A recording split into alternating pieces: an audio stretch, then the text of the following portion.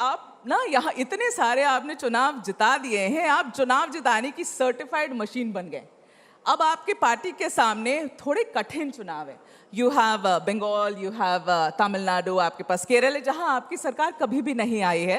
तो मैं पूछना चाहती हूँ, पार्टी की कुछ मदद कर रहे हैं, प्लानिंग, स्ट्रैटेजी, और जो गलत चीज भी करते हैं आप लोग साथ में? नहीं, हमारे पास स्ट्रैटेजिस्ट दिल्ली में मौजूद है जी। वो स्ट्रैटेजी तैयार करते हैं, और जो स्ट्रैटेजी वो तैयार करते हैं उसमें मदद के लिए हम लोग होते हैं। तो मुझे अभी जैसे 2 तारीख को मैं बंगाल जा रहा हूँ, बंगाल में मुझे एक कार्यक्रम दिया गया है, तो जहाँ मुझे भेजेंगे वहाँ मैं जाऊँगा। प्लानिंग में अभी मदद नहीं कर रहे हैं दिल्ली जाकर? जी नहीं।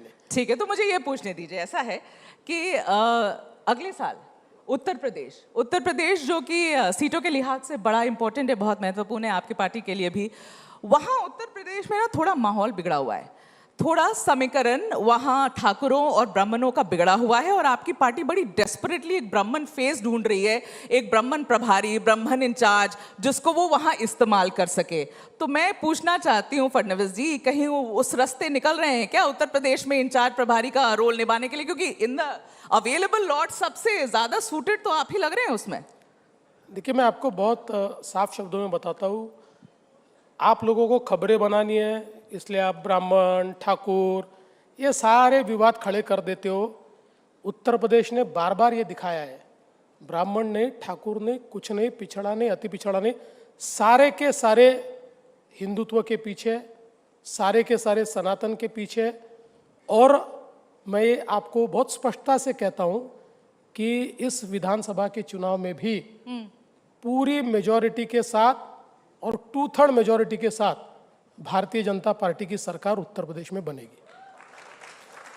और ये समीकरण हम लोग नहीं बिठाते, तो हमारे ऊपर ये आरोप ना लगाएं, ये काम आप ही लोग का है। आप नहीं, ही लोग अब हमारे को तो हम तो देखते नहीं भाई क्या कास्ट है और कौन है, हम तो अपना काम कर रहे हैं। पार्टी वालों को प्रॉब्लम होती है कि आप ब्राह्मण चीफ मिनिस्टर हैं, कितनी प्रॉब्लम होती है, आपको भी पता है ये बात। नहीं भाई, मुझे तो ऐसा कभी ध्यान में आया नहीं।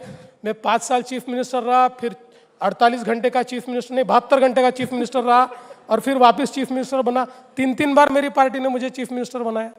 ठीक है, अब ऐसा है कि आपकी जो सबसे बड़ी जीत हाल फिलहाल में हुई है बीएमसी, उस पर आते हैं, और आपसे मैं ये सवाल पूछना चाहती हूँ। देखिए, आपकी इलेक्शन एनालिसिस मुझे बड़ी अच्छी लगती है, इट्स वेरी इंटेलिजेंट, इसलिए ये सवाल मैं पूछना आपसे चाहती हूँ फडणवीस जी कि आपकी विनिंग अलायंस रही, you have become the biggest single largest party this time for the first time in BMC. लेकिन जब ये चुनाव पास आ रहे थे तो जितने पॉलिटिकल एनालिस्ट हैं, जितने राजनीतिक विशेषज्ञ हैं, सबने ये कहा कि भाई उद्धव ठाकरे महाराष्ट्र में कहीं भी चुनाव हार जाए, लेकिन मुंबई के मराठी उसे कभी हारने नहीं देंगे।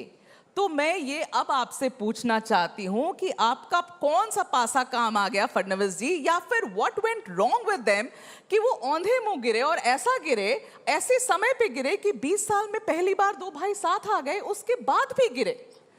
देखिए, पहली बात तो ये है कि जो मुंबई का मराठी आदमी है वो भी तो सोचता है, समझता है, देखता है आपने क्या किया है। 30 साल में मुंबई के मराठी आदमी को उद्धव ठाकरे जी ने क्या दिया? कुछ भी नहीं दिया।